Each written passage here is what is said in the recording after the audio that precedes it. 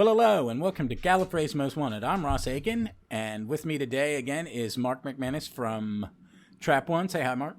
Hello, thank you very much for having me back. Yes, we're going to talk more comics, and this time I pulled a very worn trade. It's actually got coffee stains on it. That was published in 1993 by Version, called The Mark of Mandragora. I'm pronouncing that wrong. And it is a series of little strips from Doctor Weekly, but not printed by Marvel, which would have been Marvel at this time, I think. 93? Yeah, copyright Marvel Comics 1990. But it was published by Virgin. He was publishing the novels at that point. Yeah, the Virgin New Adventures would have just started, wouldn't they, around that time, I think? Yeah, maybe this was done for a cross-pollination.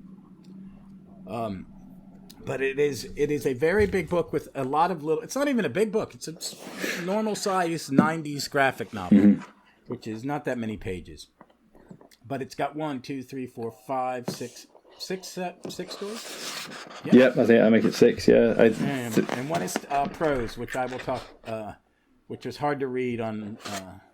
I was reading it very late at night and didn't go back and reread it because I was playing catch-up. But it's got some great stuff, and we're going to just quickly go through this. How long did you get this as a kid? Yeah, I did. I think this is probably the first graphic novel I ever owned. I've had it. I can't remember where I got it, but I know that I've had it. Yeah, definitely since I was as a kid. Probably when it came out. Probably bought it new in 1993, so I'd have been 13 or 14 at the time. So yeah, definitely. It's one of those wilderness years things where, yeah, and I remember the Marvel Sylvester McCoy Doctor comic strips being pretty good. I think his and Collins were really good because they had some of the same creators and same artists, and we'll talk about one of them in the first story, who I really love. So let's go through. The first story is called Train Flight. It's written by Andrew Donkin and Graham S. Brand. I have no idea who the hell they are. No, I've never heard. Names didn't ring a bell at all. Yeah. Art by John Ridgway, who did, I think he drew the first Frobisher stuff. He drew a lot of Colin when it was 6 and Perry and 6 and Frobisher and 6 and Perry and Frobisher. A lot of those were done by John Ridgway. And he is one of my favorite Doctor Who comic strip artists. So... what did you think of this one? Because this one he has a different companion in, which is very cool. Yeah. We were before we started. We talked about old companions coming back, and the one because Power of the Dalek will be up. You guys will have seen it by the time you hear this. By the time I post this, but your companion's Ace. Mine is Sarah Jane, and Sarah Jane's in this. Yeah, it's really nice, isn't it? So the Doctor's dropped Ace back in the Cretaceous period, which has got quite a nice line when it says Ace is back in the Cretaceous period, treading on butterflies or something, which is quite a nice line. And I think Sarah Jane is, because she's a lot of people's favourite companion, and she's almost like the default companion for a lot of people. The idea that future Doctors would visit her is quite irresistible. Obviously, she came back in the 5 Doctors, and then when the new series returned, it was only the second series, early in the second series, that Russell T Davies brought her back to meet the 10th Doctor. So you can see how in the wilderness years, it would have been hard to resist having the 7th Doctor meet her. And I think I'm right in saying there's a past Doctor adventure. Is it Bullet Time, where the 7th Doctor? Yeah, that's when she dies. Oh, right. She dies in that. I have read it, but... that's the one... yeah, no, it was a long time ago. I don't think I've read it. There's some I don't think I read it because I heard they killed her, and I'm not reading it. Yeah. And I had a lot of 7th Doctor when I got a lot of those and got behind in reading them. So I was reading them in not publication order like I did the 8th Doctor novels, because I read those. The minute I got them, I stopped what else I was reading and read those. I was a huge 8th Doctor novel fan. Yeah. But I had about 8 or 9 Sylvester McCoy ones that I hadn't read. I did read The Matrix, and I did the one where a Cyberman lands during the Blitz in London. Yes. Oh, I can picture the cover, and I can't quite remember what that one's called. It's a great one. Yeah, I can't remember the name. Yeah, it's Mike Tucker and somebody Perry, isn't it? Yeah, John Perry or David Perry. Yeah, I think so. It's a good Mike Tucker, guys. if you can, find copies of them. Mm-hmm. I've sold most of mine, but there's some great New Adventure, Past Doctor, Missing Adventures, and the Eighth Doctor books. They're fun. They're a neat read. Mm-hmm. If you're not old enough to remember the wilderness years, or we're not born until 25 years after the wilderness years. Yeah, or like me, I lived through them, but they were so long. I read the books when they came out and haven't reread most of them, so I hadn't remembered. I definitely have read Bullet Time, but I didn't remember that Sarah Jane died in it. Yeah, I don't. I mean, I don't think I've ever reread any of them. I just kind of plowed through. We're about to finish Sylvester McCoy, and me and Vic, and I've got to start reading the new adventure ones. But that first one, I've been reading it for 30 years, and I still haven't finished it. It's rough. It's rough, but everybody says the second one's better. It's like, well, the first one's terrible. I think it's terrible. Yeah, and I just don't think it. I just don't think it knows where it's going to go. The second one is Exodus, isn't it? It's the Terrence Dicks one. That one is a really good book, and I reread that. It has Nazis in it, right? Yeah, I reread that last year for a Track One podcast. I read that one and Revelation, which was Paul Cornell's first book. And they are both terrific. I absolutely love those two. I just got to get through them. I just got to get through them. But this is Sarah Jane's back, and this was in.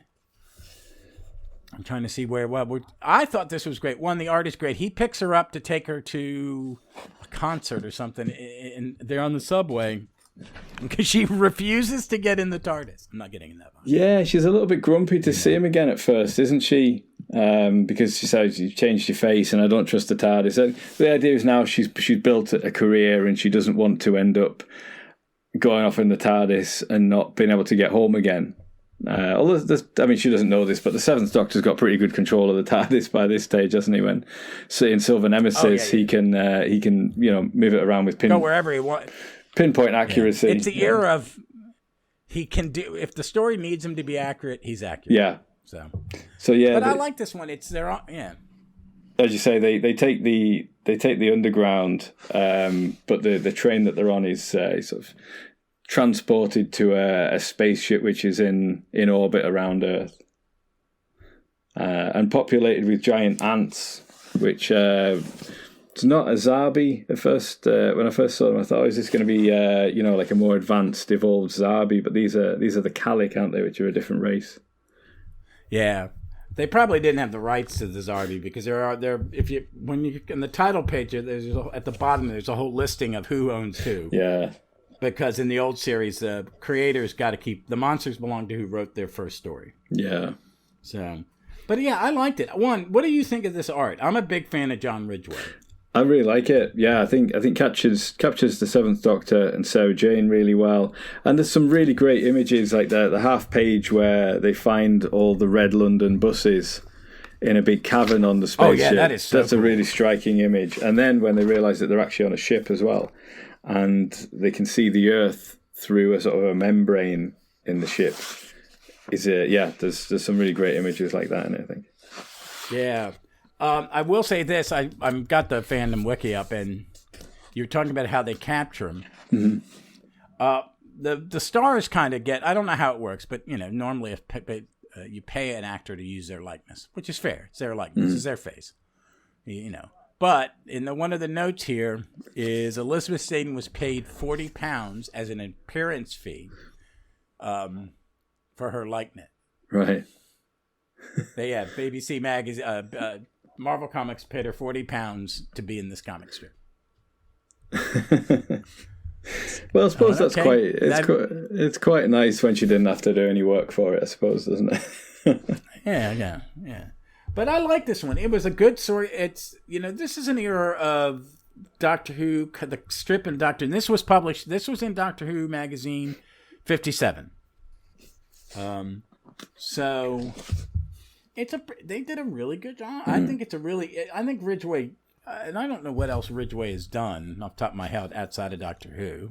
I know he did some, probably some 2000 AD. Right. And I'm pulling that up as we speak. He did. Oh my God! He did Age of Chaos. He did Emperor Dalek. He did a lot of the famous ones. He co-creator of Frobisher. Right.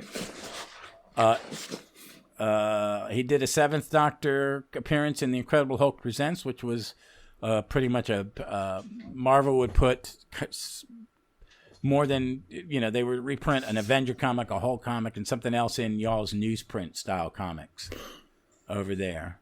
And some of the and Marvel at one point took the comic strip out of magazine and put it in one of their Marvel comics. Right. For just a short period, or to supplement it. He also co-created Dog Blotter.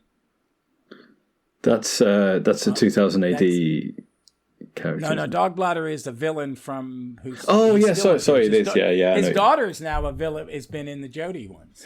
That's right. Yeah, sorry, I couldn't place the name for a second there. Yeah, that's right. I remember that character now. Yeah. Yeah, and he did most of the 7th. And he did the 6th issue of Prisoner of Time in the 50th anniversary for IDW. It's cool. Right, yeah, I remember that. I remember that storyline as well. Yeah, that was a big multi-doctor one.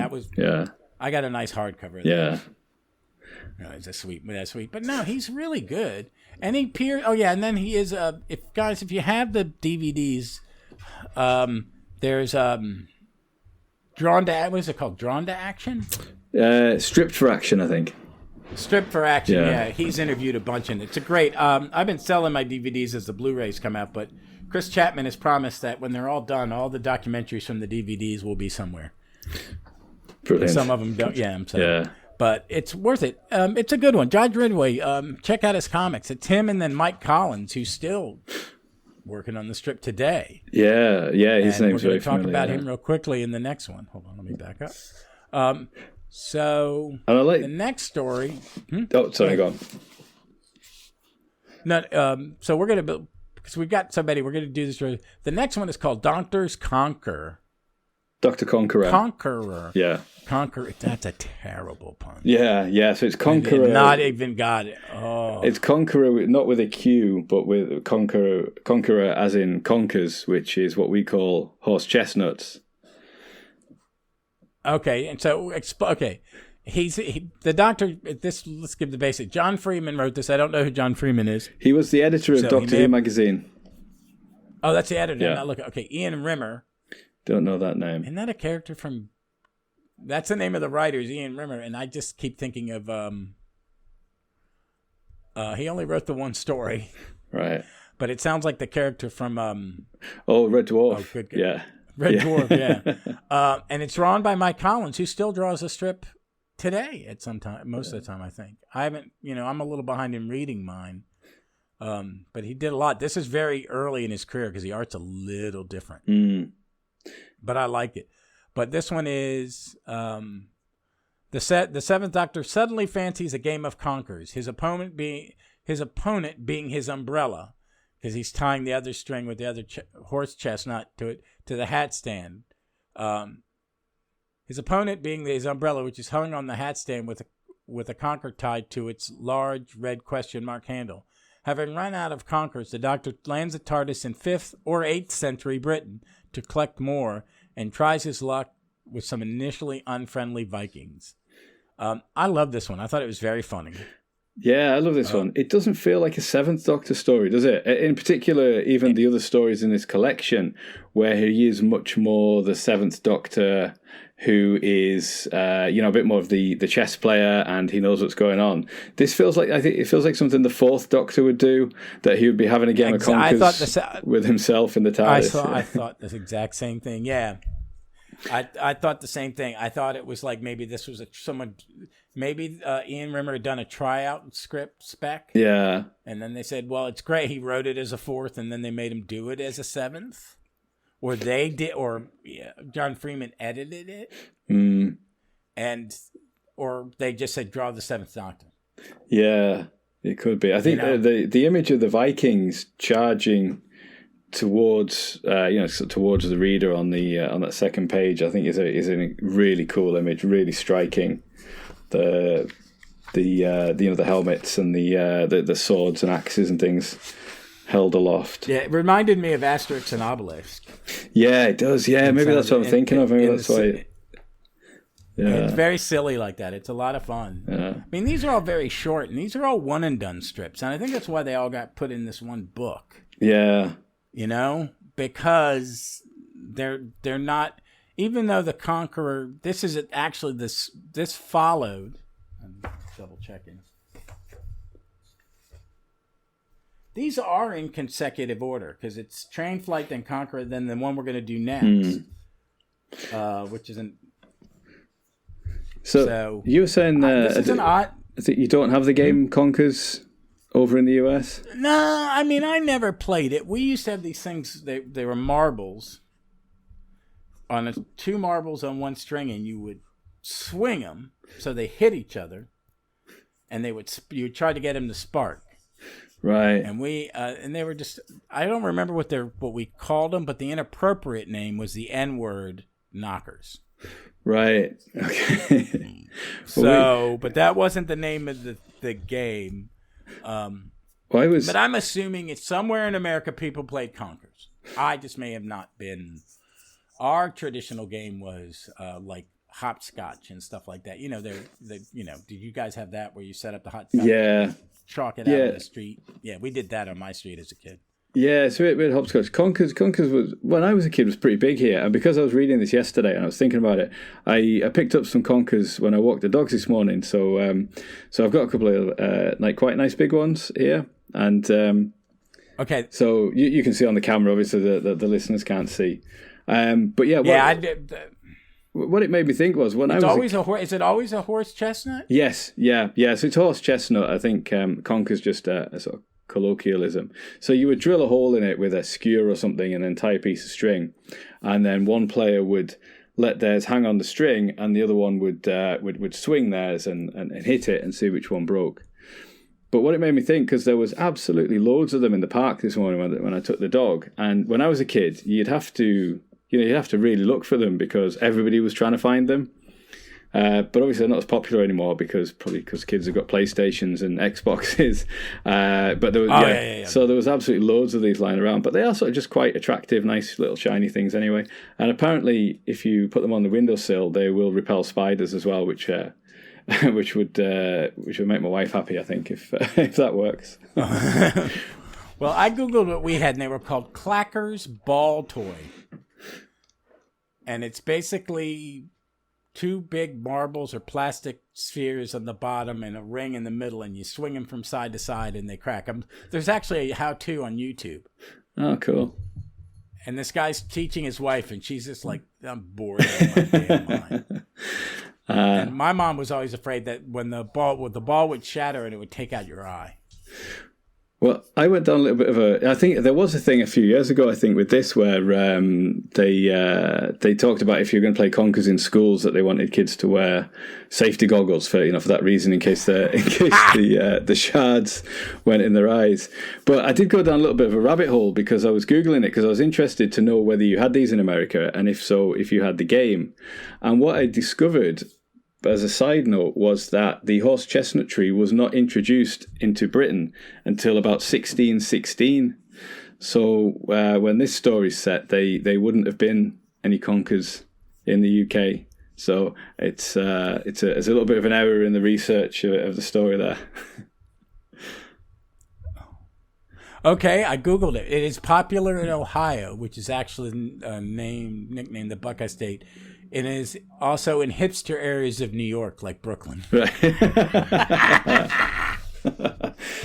So we need to ask Jason. When I went up to New York, the best thing, we were walking through Brooklyn when we went up to for my sister-in-law's baby shower. And someone was like, well, all the hipsters live up there. And I said, my thing I took from it is walking around is, yeah, but all the hipsters are like in their mid-40s, man. So they're these old guys in inappropriately short pants and skinny jeans. And it's like, dude, you're a little old for that, aren't you? So, but that does not surprise me that it'd be something hipsters do. Well, we need to ask Jason. Our friend Jason is in Brooklyn, so we need to ask him whether he plays Conkers. Okay. He'll listen to this and he'll post. When he listens to this, he'll post something. Yeah. I don't think he would, but that's cool. I mean, maybe it's because. So I guess is that tree native to us? No, it came from Europe, places like Albania. They had it. So according to the thing that I read last night, It was originally native to the mountains of northern Greece and Albania, introduced into the UK in 1616 and has since become naturalised. But yeah, it has been introduced into North America as well. So okay, I'm looking at that. It's also there's a similar game in Puerto Rico. Ah, right, cool. Safety concerns. Oh my God! There's in the Wikipedia page at the bottom there's a 2-paragraph safety concern description. In 2000, a survey of British schools by Keele University showed many were not allowed children to play Conkers, as head teachers were afraid the legal consequences if the child were injured while playing the game, or because they thought the Conkers might be used as weapons. Well, this is what the Doctor does here. He incapacitates a couple of Vikings, but he doesn't just use the Conkers. He uses the Conkers and his umbrella, doesn't he? But I think it's quite a cool thing if you're reading it, if you're a kid, that the Doctor wins the day with some Conkers, and then creates a bootstrap paradox, doesn't he? Because he gets back to the TARDIS. That he ends up being the creator. Yeah, he wonders who invented Conkers, and it was him showing the young. I guess they're sort of like Celts or Picts, aren't they? I think that he's bumped into. Yeah, Picts. I would have guessed. Yeah, he's shown them the game, and then he shows all his friends, and that's how it gets started. So yeah, it's a bootstrap paradox. Oh my God, I loved it. I thought it was a lot of fun. I like a good silly one when they do it in the comic strip. Yeah, no, I really enjoyed it, and as I say, it made me think about Conkers, which I hadn't thought about for years, and it made me pick some up on my walk this morning as well. So maybe I'll string them up later and see if I can get my wife to have a game. Okay.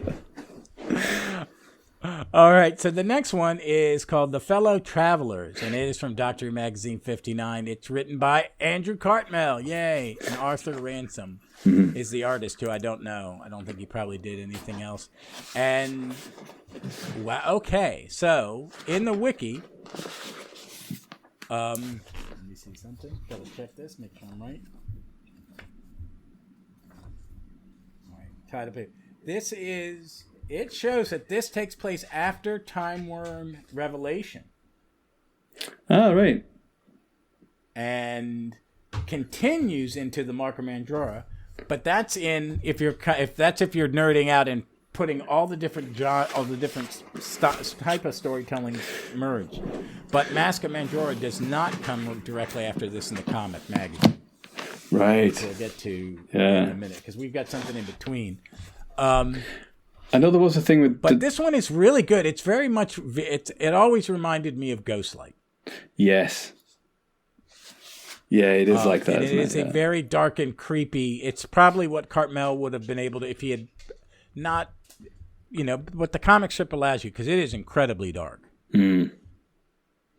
Yeah. And it's about the Doctor looking for a monster, and the Grand's a monster, and then you find out the mom's a monster, and the kid's a monster.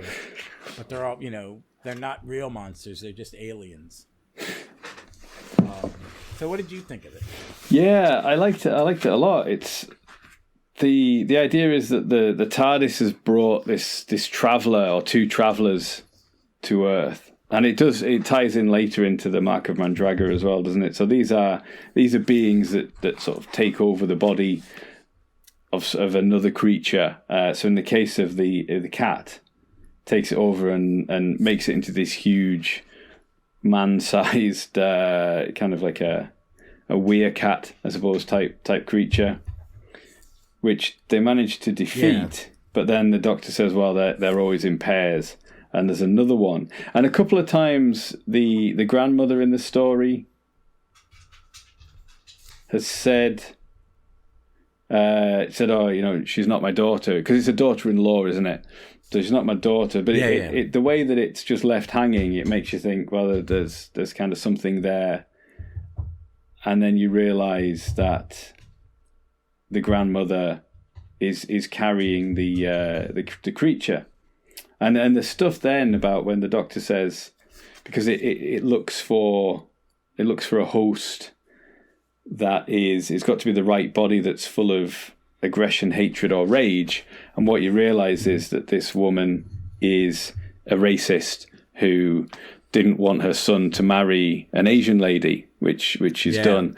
And then she sort of, as the monster spews out all this kind of horrific stuff about mixing the blood and things like that, which you get the idea that's what she's been thinking all these years. But once she turns into the monster, she gives it voice. Yeah. Yeah, and what I really liked with the art is great. It's very photorealistic for Ace and the Doctor at times. Yeah. Yeah. Okay, I want to look at the... So, who did... There's a picture of the second Doctor. The reason that he knows is that the Doctor and a friend, her grandfather and a friend in Tibet, 1927, met. So this is the bit that I don't get, because it may... Is that supposed to be Travers? Well, I thought The Abominable Snowman was set in 1935, not 1927. But the fact that it's Tibet and it's the second Doctor makes you think that it is supposed to be The Abominable Snowman. But Travers had a beard, didn't he, in The Abominable Snowman? So. Yeah, but that looks like Travers without a beard, because there's a little, you see a little bit of Deborah Watling in it. Yeah, it could be. But then, so the idea that Travers sort of maybe married a lady from Tibet, but then there was he had no such wife in the Web of Fear, did he? No, he didn't. And or that he was meant. There's a note in the anyway. Wikipedia. Well, this says a framed image on the wall of Smithwood Manor depicts the second Doctor in a fur coat in Tibet besides Ella's grandfather in 1927. He had also visited the area in 1935. And then it's footnoted Abominable. So maybe it's just supposed to be some random person, and the artist just picked a photograph of somebody. Yeah. It looks like he uses models. Right. For facial stuff, which is, there's some I don't really care for it, and some comic book artists who do it, they do it too much, and it's kind of rough. So, but yeah, I like that one. It was kind of spooky and creepy, and yeah. And then we learn at the end that this is actually the Doctor's house that they've been in all this time. Which is an idea they keep coming back to, isn't it? Because in the new adventures, the Doctor has a house in Kent. In the Nest Cottage Chronicles, obviously the Doctor owns Nest Cottage. And in Big Finish, he's got the house on Baker Street. So it's like all the which is also spin-off, and I think that's also maybe hinted at in the Eighth Doctor novels. I'm not sure. Right. But, I don't remember them that well. So I'm not sure if it is. I really dug Stranded. I thought Stranded was a lot of fun, and it was him and all the tenants. It was really, really good. Well, but other Doctors have visited the house as well. There's a Jago and Lightfoot series where they're on the run and they stay in the Doctor's house on Baker Street as well. So it's kind of a recurring thing through Big Finish that the Doctor has, and I just find it interesting that they keep coming back to this idea that he would have a house somewhere on Earth. It'd be different, but they're all different. Yeah. And maybe, I don't know, because the Eighth Doctor lives when he has no memory, and the TARDIS is regrowing, and that was, a year's worth of books? 18 months worth of books? Yeah. Yeah, in Father Time, he's got a house by that stage, hasn't he? Because he's got an adopted daughter in that one. All right, so next in this is a short story. It's prose by Paul Cornell. And this is from Doctor Who Magazine 163. And I think this may be one of the time when there was no strip, one of those pauses in the strip. Right. This one was fun. I mean, I thought it was entertaining. Sometimes these short story ones, it's weird. And American comics had them in the 40s. Like you'd have an Action Comics had more than just Superman in it. It had Superman, Slam Bray. It would have 5 people in it because it was 65 pages, 70 pages. And there would always be a 2-page text spread. In certain heroes, that was the way their stories were originally told. And there's a character called Johnny Thunder in DC, and for the most part, his would be either a silly comic strip or a 2-page text story. So I like this one. There's an interesting idea about where Ace got her nickname much a preview from. Of the that she was part of a gang where they were called King, Queen, Jack, and Joker, and Ace. That was an interesting idea, that she didn't just come up with that nickname herself. That it was part of a rival gang to her own gang that she joined and then didn't join. But this is something that a meeting she would have gone along to if she hadn't gone off traveling with the Doctor, but didn't make. So the Doctors took her back to make this meeting, and thereby reunite these two aliens and get them off the planet. Yeah, I felt like it was very much a preview of what we're going to see from Paul Cornell in the future in the novels, in his novel work. And we've talked about him doing, different things. And he does a lot. Graham Ward, he probably follows you on Twitter too. He sent me, because he sends me stuff I can't get here, and I send him stuff. And he sent me the second Doctor, like 1967 Panini special edition. And he also sent me a 6-issue Dark Horse comic called That Damn Band. And it's a Paul Cornell, like, horror science fiction thing about a glam rock band in the 70s. And I read the first couple issues. It's really good. Really good. And I love Paul Cornell. He can do about anything. Yeah. Really. I'm a big fan of Paul Cornell's writing. I know. I really hope Davies is pulling in other writers for his upcoming seasons, other than himself, and get Paul Cornell in there again. Yeah. Because this was a nice little story. It's not too long. It's not crazy, It's got a little bit of art in it. The wiki page doesn't say who did the art. Yeah, there's the one picture, isn't there, which is the alien and Arthur Ransom. Yeah. And you see Ace reflected in his shades. It's pretty basic. It's kind of like fanzine art in a way, what I would call. But it was fun. So we're going to go on to the last one, which is... hold on, let me get back. It is the Mask of Mandragora. The Mark of Mandragora. Mandragora. And it's 2 parts in this one. I did not know that.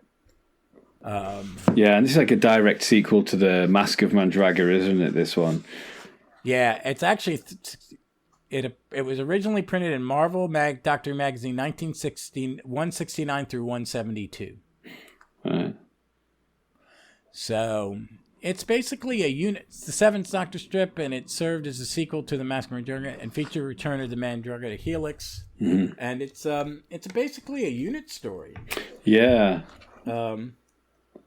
So you got the Brigadier, but he's not in it very much, is he? Isn't it? Isn't it very, very little? No, he's just in the background. He doesn't interact with the Doctor. They make sure he doesn't meet the Doctor. Yeah. But we know it's after battle. We know it's after Battlefield. Yeah, because he verifies that that's what the Doctor looked like last time he met, so we know that it's after Battlefield. And I feel from memory that the character that's the other unit operative that's introduced, is it Frost? Forgotten her name. It's somebody Frost, isn't it? Yeah. She's a recurring character, isn't she? I think from this era, if I remember rightly. Yeah. And the writer, let me touch on this. Okay, I know the writer. His name is Dan Abnett, and he used to be part of a writing partner called Abnett and Lanning, they would call themselves DNA. They wrote a lot of Warhammer novels, and now he writes them. They wrote a run on Legion of Superheroes, which is loved and hated simultaneously. Right. But they've had a falling out, and now Lanning works by himself, and Lanning's written some Big Finish. Right. So he does a little bit of everything. Yeah. And the inker on this is known for inking a famous British comic artist, Alan Davis. His name's Mark Farmer. I do not know the penciler at all. They don't recognize his name at all. His name is Lee. No, I do know Lee Sullivan. You're an idiot, Ross. Oh yeah, I know. Lee Sullivan. That name, he did the strips when Big Finish were coming out, didn't he? I know the name, but I can't quite. Yeah, he did. He did some stuff. Hold on a second. He did a handful of stories in Above the Gods, stuff like that. I think he did I also think, remember when they did he did the Radio Times strip. Right. That Gary Russell wrote with Stacy and Shard as the traveling companions. That was to the 8th Doctor, wasn't it? Yeah, and he did.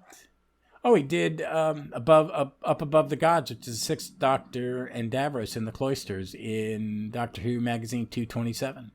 Right. So he did a handful of stuff. I really liked it. It was a good unit story, and they're little neat things. And we get to see a bit of the inside of the TARDIS as well, which I really like. In particular, particular 7th Doctor on TV, you hardly ever got to see inside the TARDIS, let alone any of the corridors. One corner, you wouldn't even see half of it. You'd see one corner. Yeah.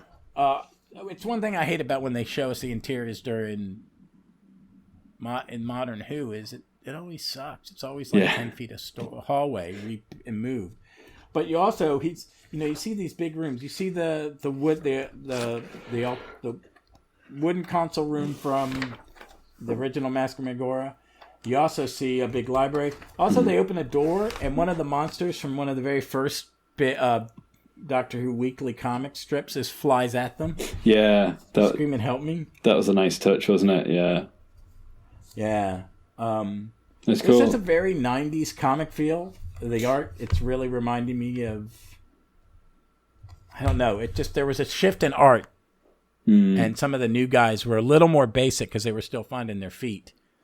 But I enjoyed it. What did you think? What was the highlight of you from this one? Yeah, I love the idea that they're walking down the TARDIS corridor and then it joins up with a corridor in London, and that ties in with what they're talking about in the earlier stories about why the TARDIS keeps coming back to Earth and London and why there's threats there that shouldn't be there. So that was a cool idea that they come around the corner and then they meet the other characters that we've been following going the other way, and it's because the little spark of Mandragora energy that remained after the Mask of Mandragora has been going stronger and stronger over the years, and now he's trying to use the TARDIS as a bridge to get back to Earth. And the end is really, really surprising, where they think that the invasion's been stopped by the TARDIS itself being destroyed, sort of destroyed itself to break the link or the bridge that's coming through. And then only when the Doctor's kind of accepted that he's going to be back on Earth and he accepts a job with the unit again, does the TARDIS reappear, and they realise that it just sort of jolted itself out of the way and saved the day that way. So it jolted into gear and landed just like I wanted it to. So then they escape just as the Brigadier. Well, they don't escape; they take off just as the Brigadier arrives. So we're denied another meeting with the 7th Doctor and the Brigadier, but it just ends with the Brigadier hearing the TARDIS dematerialization sound and smiling. So it's quite a nice ending to it. There's some really good action. You notice he's got a conker around his finger. He's spinning a conker around his finger. Oh no! Who is? Sorry. The Doctor in the page when they're offering him the job. Oh, he is. Yeah. Do you know what? I didn't notice that at all. I just caught it here. Yeah. My big catch was Sophie is wearing Star Trek insignia earrings, like Kirk would have been Kirk on Kirk. Oh yeah. You see that on the last page as well. Yeah. There's details that would repay a second closer reading of this, because it's so exciting the first time you read it. You're just trying to get through the story, aren't you, to see what happens. But yeah, that is a nice touch with the Conqueror as well, because these last couple of stories are a lot darker, and they're a lot more, or the latter 3 stories really, they're more like the 7th Doctor in terms of manipulating people and events and knowing what's they're more close. Which doesn't. There was a foot. Yeah, the Conqueror one doesn't feel like that at all. So yeah, having the fact that he's still twirling a conker is just tie them all together nicely. Yeah, it's a fun. I think like the Cartmel one was using some stuff he would have used in season 27. Yeah. But it's the one that feels the most, because it's him. It feels the most like the McCoy era. Yeah. But it's just because the McCoy era is all the 3 of them. I think it's equal part Sophie, Sylvester, and Andrew shaping who to fit them, and very much in a similar way that with Letts, Dix, Pertwee, and that group of actors. Yeah, I think that's why some people so much love the McCoy era so much, and I think the comic strip really. I think Doctor Who magazine really captures 6E and 7. I think it captures all of them, but there's that sweet spot. I think in the quality, the Wagner and Gibbons stuff is great, but there is something so unique to that 6th Doctor through 7th Doctor era of the magazine comic strip, where I still think that's where it's at its best. Yeah, and there'd been a while there, I suppose, before the New Adventures, before Big Finish, where the comic strip was the only show in town. It was the only continuing it was like adventures 4 or 5 years. The only continuing adventures of the Doctor. So there would have been greater emphasis on that within fandom. So because everybody knows him. Yeah, because it's been out the air, and I think it's this thing about. In all fandoms, it's like, okay, I started reading comics in 1972, and my sweet spot's about 11 years later. That's my sweet. That's where I'm like, oh my god. But I'm rereading, like right now, I'm rereading the Defenders, and it's in when I was my early years where I was starting to read certain comics every month, and I got a grasp on it. And but fans expect sometimes the comic, to always be speaking to you as you get older. It should follow me instead of it changing to embrace a new audience. And I think what happened with Doctor Who during the Wilderness years, it kind of went into that mode of we have to kind of maintain the old school people. Yeah, it grew up with our job is not to attract new readers, which is terrible. If I'm an editor of Doctor Who magazine and I'm the editor of the novels, it's like, no, you have to be able to Yeah. You can't, Star Trek novels are the same way. I mean, there are Doctor Who fans who've never read a novel. I only like the TV show. I hate, you hear people say awful things about Big Finish. Why did they make so much? Why does it matter? Yeah. Well, how is it affecting you, man? You don't even listen to it. Yeah. Well, they're just diluting it. It's like, you can just ignore it. Continuity, you make your own continuity. My continuity is all of the TV show and Big Finish. To me, that I've always sworn one day I'm going to find one of those timelines and do a rewatch and start with and put the audios in plays. But I'm 60. I'm almost 60. That's not going to happen. I'll be dead before I get through the second Doctor. But there is a lot. But the strips were a big part of mine because I didn't read them. I bought all the New Adventure books because I'm a collector and I'm a completist. It's my tick. But I didn't read them because I really never could get through the first one. I did read all the Missing Adventures religiously. Those I thought were amazing, and I'm gonna start. I'm gonna read all the New Adventure novels, because Vic and me are gonna start covering them. Brilliant. But I read the Eighth Doctors religiously, but I always read the comic strip. It's just during COVID, I've not read. I have 2.5 years worth of magazine that I've read articles and reviews, but I've not read the bulk of it. Also, at one point, the magazine did what I just said, was trying to attract younger readers, and I think they gave up on it. They changed the time team to younger people who had never seen the show and jumped around. And I read those, and sometimes I was interested, and sometimes it didn't really speak to me because I'm old enough to be their granddad. But it was neat to see young people reacting to old Who, like Twitch. The first Twitch viewing, I think, is one of the best things that ever happened to Doctor Who, because it made the younger fans go, wait a minute, this stuff's not as silly as I think. I'm not giving it a chance. Some of this stuff is great, and there's all this new Hartnell love. Yeah, that's been really, really good to see. Yeah. So, but the magazine, that was the magazine's job for a decade. And I think they did a good job. And I think in this era, the comic strip where these come from, and the magazine, and this is also when the magazine was changing. It had gone monthly. And it was upping its game on the type of articles, and it's not even to full color. It's still black and white newsprint and stuff like that, but it's morphing into the magazine that's still going today, which is high, glossy, professional. I mean, it was always professional, but it's meant to be seen in, for us, a Barnes and Noble and their periodicals racks, and then you guys would be what What, in Smith? Yep, yeah, we see it in WH Smith. A lot of supermarkets carry it as well here. Yeah, this is not. It doesn't pop in the supermarkets yet, but it does pop up in the brick and mortar bookstores that chain ones, like Books a Millions. But I think they've gone under. I mean, but Barnes and Noble still keeps a brick and mortar footprint, even though most people use Amazon and other sources, to get stuff. I like going through a bookstore. Yeah, I do. I like going to a Barnes & Noble because sometimes in those big discount areas toward the counter where books have been marked down, I got a big coffee table, Golden Age of Comics for like $12, which now goes for about $75 because it's out of print. So, but stuff like that. But I really like this era of the comic strips. It's fun. And it's a 7. I think they really capture the Seventh Doctor. Yeah, very much so. Both the look of him and the character, and Ace too. And now that you've mentioned it, even on the front cover, she's wearing Star Trek earrings, and I'd never noticed that before you pointed it out. No, I'm in the middle of a big Star Trek rewatch, so I got up to season 4. I muscled through season 1 of Next Gen, which was awful. Right.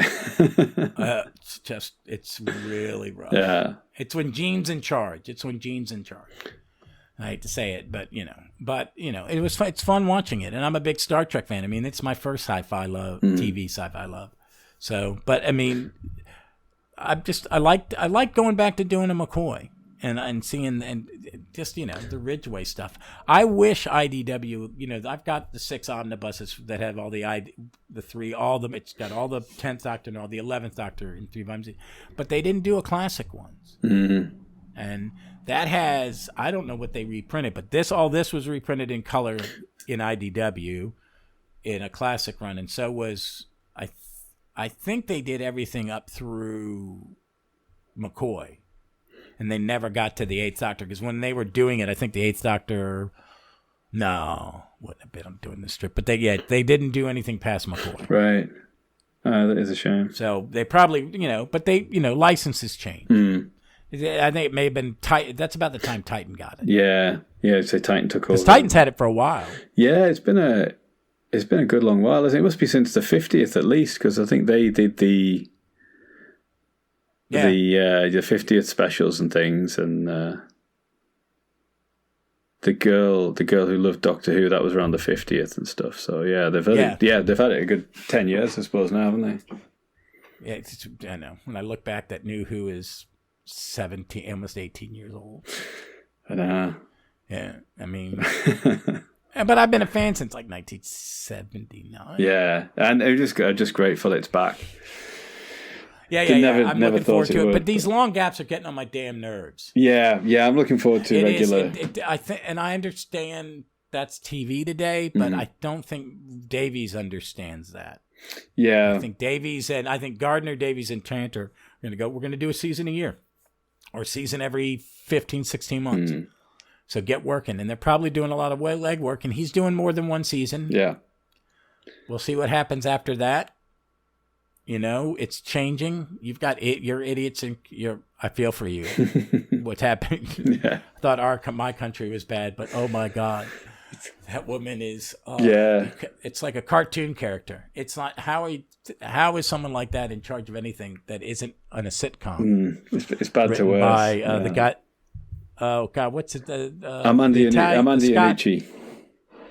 Yeah, Amanda Iannucci. Yeah. It's like he's writing it. It is. There's just no laugh track. He did the show Avenue Q on HBO. Oh, Avenue 5. I love that. Yeah. Oh, my God. My wife and me are excited there's a second season because it is so... Yeah, I don't think we've got a date for it yet, but it's starting over there, isn't it? I've seen that on Twitter. I don't think we've got a date for it, but I love the first series. The trailers, yeah. Yeah. Ethan Phillips, who plays kind of the hippie guy that played Neelix on Voyager. Right. Every time he pops up, I'm just like, Neelix! Yeah. No. But I love his stuff. Have you seen Death of Stalin? Yes. Yeah. Loved that. I loved his David Copperfield as well. That's a comedy that takes a dark turn in the last 20 minutes. Mm-hmm. because I took my wife to it. I don't think she really liked it. She was good. We were dating. Yeah. I made her go see it. It's not a date movie. Like, yeah. Nah, I find political comedy very funny. But Yeah. I think I like when it turned to murdering someone in the courtyard and then lighting his body on fire. Well, Yeah. it's all pretty true. Yeah, So, that's it. but what were you saying? I'm sorry. No, just I loved his David Copperfield as well. Mandy Iannucci's adaptation of that was very, very good. With, Yeah, I haven't seen it yet. Yeah, it's Dev Patel, Peter Capaldi, Hugh Laurie. It's a really, really good film. Yeah, he does Veep over here. Yeah, I love Veep. Love Veep. I love her. Because people talk about Seinfeld. What's the best part? I said, well, the best comedian is her. The best actor is her. But I'm one of those people, because you don't like Seinfeld. It's like, no, because it's not realistic. Because those 4 people, we've been murdered and dumped in a dumpster in New York City. You know what I mean? There's no way that is that me? There's no way that they would live. So, hey, Mark, let's gotta wrap this up. So what can we find you again? I'm on Twitter as @QuarkMcMalice, and regularly, obviously, on the Trap One podcast as well. And we've got probably after this comes out, our next episode will be the review of Power of the Doctor, which I'm very, very excited about. Yes, I am too. By the time, folks, this will probably air about that weekend or after. I'm recording 3 episodes of this and one of the comic. I'm going to be talking about a charity book. When I hang up with Mark, I'll be dialing into another's Skype to do that, which we'll post today, I think. Either this one, I don't know. You may get this before, you may get it after. I haven't decided which one I'm posting. And then I'll be recording with Cy and Fraser about the Second Doctor. Great. I'll look forward to all of those. Yeah. And I'm looking forward to me and Power of the Dalek and me and Vic. We will pop out an episode very quickly, hopefully. It's just, scheduling's crazy. And we're not getting it simulcast, folks. It's awful. I can't believe they're not simulcasting it. Yeah, that's terrible. It's idiotic. It's just absolutely idiotic. It's 2:30 in the afternoon. I just think maybe BBC America is going to be changing. I don't know. They may not be getting Doctor Who with the new production company because that company has a license with HBO for their other products. Right. Yeah. And that's where New Who lives in this country on HBO Max. Right. For streaming. So who knows? It's weird. But folks, you can find me you can find me tweeting away on Gallifrey's MW Pod on Twitter. And please, if you get a chance, check out my comic book podcast, since I'm talking comic books on both my podcasts now, at Stop Let's Team Up. I've got a couple fun recordings, episodes coming up with some guests at about some stuff that I haven't touched on yet. So but folks, until we're back, we look forward to seeing you somewhere in time or space.